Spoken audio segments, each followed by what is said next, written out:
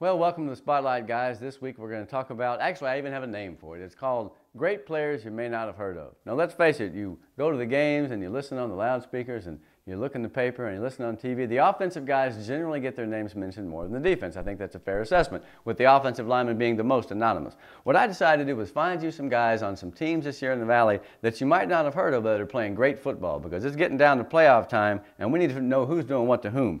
I went to the Ed Couch Mercedes game and I was really impressed with Mike Garza, number 40, Robert Trevino. That Ed Couch defense, mainly juniors, is going to be one of the best defenses in the Valley next year, and I believe is one of the best now. They certainly stopped Mercedes when they had to. Now, let's go to 35A with Sherryland. Now, everybody thinks, okay, Sherryland's got the great weapons.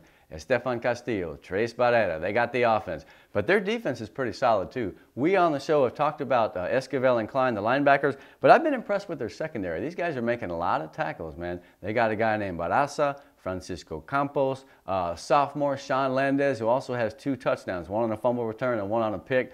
This guy is a return man. He can play. Sherryland has got a good defense, and if they want to go far in the playoffs, that defense is going to have to play well. Those secondary guys make a lot of tackles, and it's not because the front guys don't. It's because they come up and hit. Very good defense for undefeated Sherryland. Now, let's go to 31-5A and talk about the McAllen Bulldogs for a minute. You know, they had a tough one this week, but I still feel that they have a good chance to get back in the race for that title. 2 losses now. Everybody talks about Philip Cantu. He's a great player. Fred Hover. They've got offensive weapons like crazy. Their defense is also good, and the guys that stand out to me from Mac High come from the edges, okay? Miguel Ruiz is one guy, Jonathan Ayala is another. Those guys close down and they get to the ball carrier in a hurry, and because you know Roman Silva in the back is a strong safety. He's going to make his plays. You know Philip's going to make his plays. When these ends play well, it makes Mac High even better. All right, now, I told you that Ed Couch has a lot of juniors. Well, South over in Harlingen has the best junior class in the Valley, in my opinion. I mean, you're looking at 8 or 9 guys on defense, 4 or 5 studs on offense, sophomore, junior here. You think South is good now, and they are. You just wait till next year. Everybody knows Austin Lambert, a big number 38, the middle linebacker. He's played for like 7 seasons. I mean, he's like an NFL vet, you know. He's the Urlacher down here. He's got 100 tackles. But there are other guys that are playing very well. Brandon Rodriguez at linebacker, a junior. Carlos Del Angel is a secondary guy. He makes some big plays. I think he scored a touchdown 2 weeks ago. He's a junior. You run down this list of Gus Sierra at tackle. You run down that list of guys who are juniors, and you add to the fact Jaden Taylor's a sophomore, 1,000-yard back. My goodness, Sean Montemayor is a junior. Nick Garcia is a junior. These are amazing players, man. South's going to make some noise in the playoffs, I believe, and next year, who knows, they could be a preseason number 1. All right, now PI and Rio Hondo is coming up. There are some guys on both of those teams that you've heard of, some offensive players. You see their names on TV, but there are some other kids who are doing a great job. Esteban Montelongo at Port Isabel, 42. He's a great linebacker. He's been around for a couple of years. Luis Aguilera in the secondary, 4 interceptions. He's got 40-something tackles. So it's not just running the ball for PI. They'll stop you too. Now, Rio Hondo, everybody's talked about Santos Carizales, 34. That guy's a great linebacker, 3-year starter. He's one of the best we've had down here in a while, and he should get his pub. But I'm impressed with a bunch of other guys on that defense. Tristan Escamilla is a guy that's made a lot of plays this year, and I believe he's a junior. And the other guy is an end called Jed Garza. I've rarely heard of a guy in these parts named Jed, so I had to pay attention to that name. This kid's got like 60 tackles, 10 sacks. Rio Hondo against PI, there's going to be some hitting going on. So Spotlight today was to bring you some names of some guys who I felt like kind of were deserving of some credit. Greg Selber, the Spotlight is out next week. Who knows?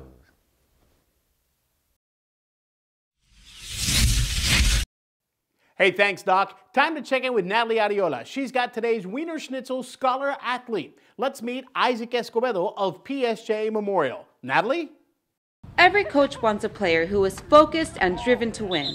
PSJ Memorial's coach Gus Cavazos has just that in one of his defensive line, Isaac Escobedo. When you have a kid like Isaac, obviously you wish you had more, because when you don't have to really get after a kid, you don't have to worry about him being at practice, you don't have to worry about him doing his workouts, you don't have to worry about his grades, you don't have to worry about him knowing his assignments. You know, it's kind of a dream come true. Although very busy with football, Isaac knows keeping his grades up and preparing for college is a key to success. Right now I'm taking a lot of dual credit classes. Currently I have, I think, 48 hours with STC. I'm ranked number 2 in my class, so that's a first. But on top of that, I still happen to do football right now. a lot of long nights, staying up late, reading, doing homework, and that's really what a lot of kids don't like to do, but I put it in, to strive to be to the top. Interested in the medical field, Isaac knows exactly what he wants to do after high school. Next year I plan to attend Texas Tech University in fall 2013, and hopefully I plan to major in biology and soon be a doctor. I would like to go get my PhD or doctorates over there and then come back and hopefully serve the Valley. Motivated by his family and because of them, Isaac knows what his role is as a player and as a student. My mom and my parents are a big influence in my life because ever since I was a young boy, my mom has always instilled in me the values to be responsible. And that's one of my main things in this life. I need to be responsible, and if I give you my word that I'm going to do it, I'm going to do it. For The Huddle, I'm Natalie Ariola. Thank you, Natalie, for introducing us to Isaac Escobedo, our Wiener Schnitzel Scholar Athlete of the Game. Now, Coach Gene Garza, he's been working on our U.S. Air Force Air Assault Play of the Game, and it's going to be a surprise to most of you guys. Plus, he'll show us and introduce us to our U.S. Army Leader of the Pack. It's all coming up. And don't forget, log on to facebook.com/956sports and check out our photo gallery. And submit your photo, if you like, to facebook.com/956sports. More of The Huddle is coming, so stay tuned right here to Fox 2.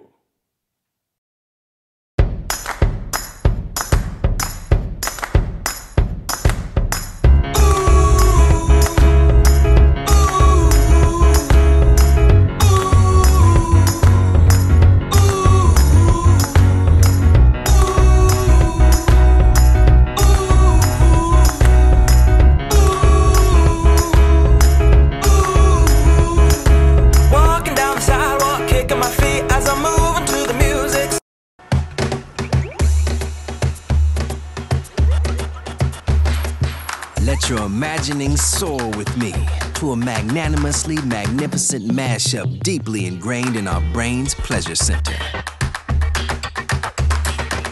The simple joy of sublimity, where a decidedly delicious any-size icy cold Coca-Cola soft drink or sweet tea is just $1.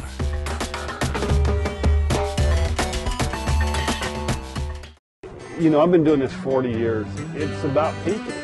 It's not just about numbers, it's about people. When my boys came into business, one thing I told them was, if we don't earn the business, we don't deserve the business. You need to go out and earn the business. Do the best you can. Do everything with integrity. Do it the right way. And I know the only way to be successful is to please our customers. And you thought the good old days were gone forever? We're still here. Mott's Cash and Carry Building Materials. This is different. This is really different.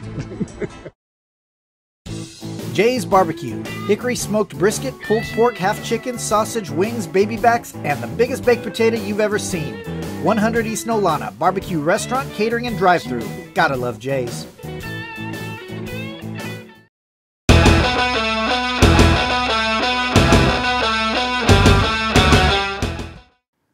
Welcome back from the break. This week's U.S. Air Force Player of the Week goes to Michael Harrison. With playoff hopes still on the line, he had a big game. In the last 6 minutes, he passed for 153 yards. Good job, Mr. Harrison. Now, Mr. Harrison is also involved in the U.S. Air Force Air Assault Player of the Week. Here you'll see him roll out to the right. The lineman did a good job of blocking. The back, outstanding job blocking. Number 5, Jordan Saldana catches the ball. Touchdown. Good job, man.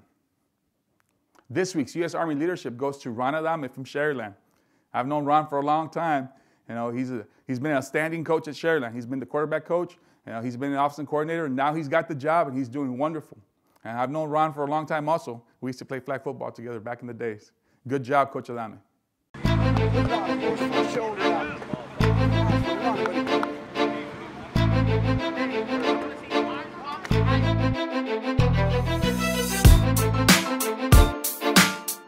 I coach the quarterbacks. I've got a position that I coach. I'm in the middle of all the drills, kind of just organize the more of the offensive part of practice or the structure of practice. A head coach is only as good as their coaching staff, and we've got a pretty darn good one here. I feel fortunate and blessed to have a staff that is pretty unified. We like to produce young men that are going to be successful and productive citizens in the future.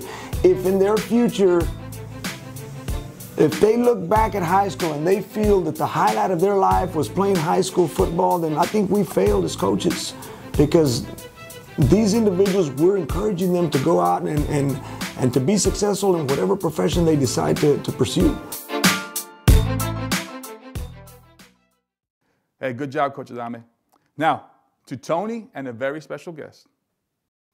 Hey, thanks, Coach. Very special guest joining us indeed. Esteban Garza is a former Rio Grande Valley High School football official who has covered some games here in the Rio Grande Valley, did some college work, and earlier this season found himself as one of those dreaded replacement refs that everybody talked about for so long. How you doing, big guy? Good, Tony.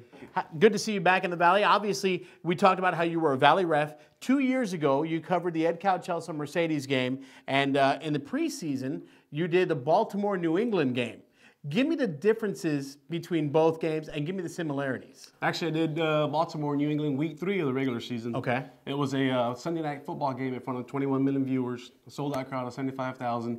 The pressure was intense. It was off the hook. You know, you have people like Ray Lewis in your ear. You have Tom Brady warming up in front of you. But compare that to Ed Cow-Chelsea Mercedes. Mercedes, Ed Couch is a big rivalry. Obviously, you got the stands were full that night, and you had the pressure from both coaches, and you know the crowd was just off the hook there.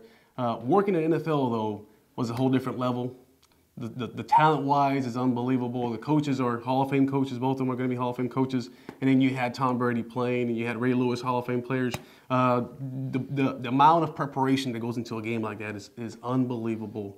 And you just kind of get into the zone and you just really enjoy it. And normally, for those that aren't aware, the NFL refs get together. They're pretty much sequestered from everybody, stay at a different hotel, take a different shuttle to the game so that they don't have any mingling with anybody from either team until they actually walk onto the field. That's correct. And that was the most impressive thing. Now, when you walk onto the field, let's say that you walk up to a guy like Larry Fitzgerald of the Arizona Cardinals. Correct. What do you talk to Larry Fitzgerald about? You know, actually, the first game I did at NFL was a Hall of Fame game in the preseason.